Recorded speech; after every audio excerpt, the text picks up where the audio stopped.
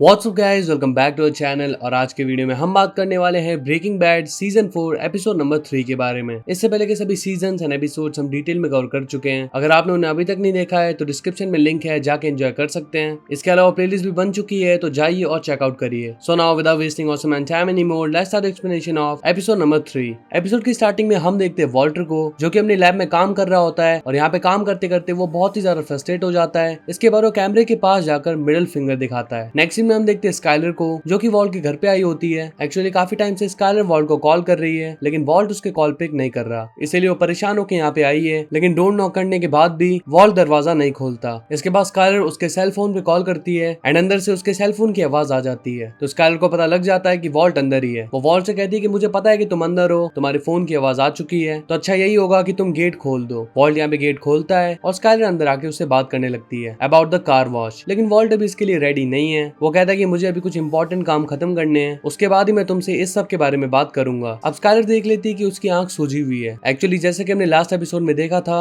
कि माइक ने उसे पंच किया था, तो ये उसी वजह से हुआ था। स्काइलर उससे पूछती है कि आखिर तुम्हें क्या हुआ है, क्या तुम्हारी किसी से फाइट चल रही है वगैरह वगैरह। तो यहाँ पे वॉल्ट बताता है कि नहीं, ऐसा बिल्कुल भी नहीं है, मेरी किसी से भी कोई फाइट नहीं चल रही, ये बस एक छोटा सा इंसिडेंट था। स्काइलर कहती है कि अगर तुम किसी बड़ी प्रॉब्लम में हो तो तुम मेरे साथ चलो, हम पुलिस को इस सब के बारे में बता देंगे एंड मेरे ख्याल से यही सबसे अच्छा ऑप्शन होगा। वॉल्ट कहता है कि नहीं, ऐसा कुछ भी नहीं है जैसा तुम सोच रही हो, मैं बस अपने फ्रेंड के साथ बार में बैठा था एंड वहाँ पे हमारे बीच थोड़ी सी कहा सुनी हो गई, फिर हम हाथापाई पे उतर आए और इसी वजह से ये सब हुआ, तो टेंशन लेने की कोई बात नहीं है। ऑन दी अदर हैंड हम देखते हैं मैरी को, जो कि अपने लिए नया घर देख रही है, लेकिन उसे कोई भी घर नहीं मिल रहा एंड वो कुछ ना कुछ हर घर से चुरा लेती है, क्योंकि पिछले सीजन में हम देख चुके हैं कि उसे चोरी करने की आदत सी है। जब वो घर पे जाती है तो हैंक के लिए जो स्नैक्स लाई थी वो डिफरेंट होते हैं, मतलब कि हैंक ने जो उससे स्नैक्स मंगाए थे ये वो नहीं थे बल्कि दूसरे थे। इससे हैंक को भी बिल्कुल अच्छा नहीं लगता, क्योंकि मैरी अब अच्छी तरीके से काम नहीं कर रही है। इसके बाद हम देखते हैं वॉल्ट और जेसी को, जो कि साथ में काम कर रहे थे एंड यहाँ पे जेसी वॉल्ट से पूछता है कि क्यों ना हम कहीं पे घूमने चले, लेकिन वॉल्ट इसके लिए रेडी नहीं था। वो कहता है कि आज मेरे घर में एक मीटिंग है। इसके बाद हम देखते हैं कि वॉल्ट अपने घर पे होता है और यहाँ पे उसके साथ स्काइलर और सॉल भी बैठे होते हैं। सॉल उनसे कहता है कि अब कार वॉश तो हम बाय नहीं कर पा रहे हैं, तो हमें हेयर सलून बाय करना चाहिए, लेकिन वो उसके लिए रेडी नहीं होते। स्काइलर का कहना था कि हमें कार वॉश ही बाय करना है। अब इसका रीजन वो ये बताती है कि उस कार वॉश के मालिक ने वॉल्ट की थोड़ी सी बेइज्जती करी थी, इसीलिए उसे वही कार वॉश बाय करना है, ना कि और कोई कार वॉश। मतलब कि अब उनका प्लान है कि वो उसी कार वॉश को बाय करने वाले हैं। अब सॉल उन्हें कुछ आइडियाज देता है। वो कहती है कि हम इनकम टैक्स डिपार्टमेंट की किसी लेडी को भेजते हैं, वो उसे इतना डरा देगी कि एट द एंड उसे डर के मारे ये कार वॉश बाय करना पड़ेगा। लेकिन इसके लिए स्काइलर ना कर देती है, क्योंकि उसे आइडिया कुछ खास नहीं लगता। फिर वो काफी उल्टी सीधी बातें करने लगता है, काफी उटपटांग आइडियाज देता है, जो कि ना तो वॉल्टर को पसंद आते हैं ना स्काइलर को। लेकिन फाइनली जो आइडिया वो देता है उसमें उसका कहना था कि हम जाके उससे बात करेंगे और उससे कहेंगे कि अगर तुम्हारे कार वॉश पे आग लग गई तो क्या होगा, मतलब कि वो उसे डराने वाले हैं। वॉल्ट इसके लिए काइंड ऑफ राजी हो जाता है, लेकिन स्काइलर कहती है कि हमें कोई वॉयलेंस वगैरह करके ये चीज नहीं करनी है, तो वॉल्ट भी इसके लिए ना कर देता है। अब सीन शिफ्ट होता है मैरी की तरफ। वो एक और घर में आई होती है उस घर को बाय करने के लिए, लेकिन एज वी ऑल नो वो कुछ भी बाय करने नहीं आती, बल्कि कुछ ना कुछ चुरा के ले जाती है। यहाँ पे 50 प्रीशियस स्पून रखी होती हैं एंड यहाँ पे मेरी काफी उटपटांग बातें भी बनाती है। वो कहती है कि मैं अपने हस्बैंड से डिवोर्स लेने वाली हूँ वगैरह वगैरह, जबकि ऐसा कुछ नहीं है, वो बस ऐसे ही नाटक कर रही है। चाहते हुए वो उन 50 स्पून में से एक स्पून को गायब कर लेती है और ये चीज वहाँ पे काम करती हुई वर्कर भी देख लेती है कि एक स्पून गायब है। उसका पूरा का पूरा शक जाता है ऑफ कोर्स मैरी पे। ऑन द अदर हैंड हम देखते हैं जेसी को, जो कि अभी भी अपने घर पे पार्टी कर रहा होता है एंड अब उसकी पार्टी पे काफी स्ट्रेंजर लोग भी आने लगे हैं। देन फिर से हम देखते हैं मैरी को, जो कि एक और घर में आई होती है और यहाँ पे वो एक और उटपटांग सी कहानी बना देती है और एक फ्रेम को चोरी कर लेती है। लेकिन तभी हम देखते हैं उसी घर की वर्कर को, जहाँ से मैरी ने स्पून चुराई थी, वो उसके पास आ जाती है और कहती है कि वो स्पून मुझे वापस दो एंड मैंने तुम्हारे खिलाफ पुलिस को भी बुलवाया है। यहाँ पे मैरी काफी ज्यादा ड्रामे करने लगती है एंड देन उन्हें पता चलता है कि इस घर से भी उसने एक फ्रेम चुराई है। इसके बाद मैरी हैंक को कॉल लगाती है और ये सब सुन के हैंक भी बहुत ही ज्यादा फ्रस्ट्रेट हो जाता है, लेकिन मैरी सबसे तंग होकर रोने लग जाती है, तो उसे अपने फ्रेंड को भेजना पड़ता है मैरी की हेल्प करने के लिए। वो मन्ना मैरी को छुड़वा लेता है, लेकिन मैरी के आंसू नहीं रुक रहे। ऑन द अदर हैंड हम देखते हैं कि स्काइलर एक आदमी को उसी कार वॉश के मालिक के पास भेजती है एंड वो उसे बताता है कि तुम ढंग की तरीके से सफाई नहीं करते हो एंड तुम्हारा काम भी बहुत ही ज्यादा बेकार है, इस वजह से पॉल्यूशन फैल रहा है और अंडरग्राउंड वाटर भी पॉल्यूट हो रहा है। वो कहता है कि आज के बाद ऐसी कोई दिक्कत नहीं आएगी एंड मैं जल्दी ये सब कुछ सॉर्ट आउट कर दूंगा, बट रूल्स के अकॉर्डिंग उसे अपना कार वॉश बंद करना पड़ेगा। वो उससे रूल्स पूछता है एंड कॉल पे होती है स्काइलर, जो कि सारे के सारे रूल्स एक्सप्लेन करती है। नेक्स्ट सीन में हम देखते हैं हैंक को, जिसके पास उसका फ्रेंड आया होता है उससे मिलने के लिए एंड वो उसकी थोड़ी सी खिल्ली उड़ाते हुए बोलता है कि क्या मैरी ने बैंक लूट लिया। इसके बाद वो उसे गेल के कुछ पेपर्स दिखाता है और कहता है इस केस को इन्वेस्टिगेट करने के लिए। जी हाँ गाइस, गेल को हम जानते हैं, जिसे कि जेसी ने रिसेंटली मार दिया। तो हैंक उसे कहता है कि तुम मुझ पे एक फेवर कर रहे हो एंड मुझे तुम्हारे ये फेवर नहीं चाहिए। वो कहता है कि मैं तुम पे कोई फेवर नहीं कर रहा, बल्कि अगर ये पेपर्स मैंने जाके डीए को दिखाए तो ये केस उनका बन जाएगा, लेकिन मैं चाहता हूँ कि ये केस मेरा रहे, इसीलिए मैं तुम्हें दिखा रहा हूँ। अब सीन शिफ्ट होता है वॉल्ट और स्काइलर की तरफ और यहाँ पे वो वेट कर रहे होते हैं कॉल का, उसी कार वॉश के मालिक का। उसका कॉल आता है एंड वो रेडी होता है डील के लिए, लेकिन अब स्काइलर को भी काइंड ऑफ बदला तो लेना होता है। तो वो कहती है कि जो मैं तुम्हें एक्स्ट्रा पैसे देने वाली थी, अब मैं वो पैसे तुम्हें नहीं दूंगी क्योंकि मार्केट भी डाउन चल रहा है, अब मैं तुम्हें दूंगी $800K।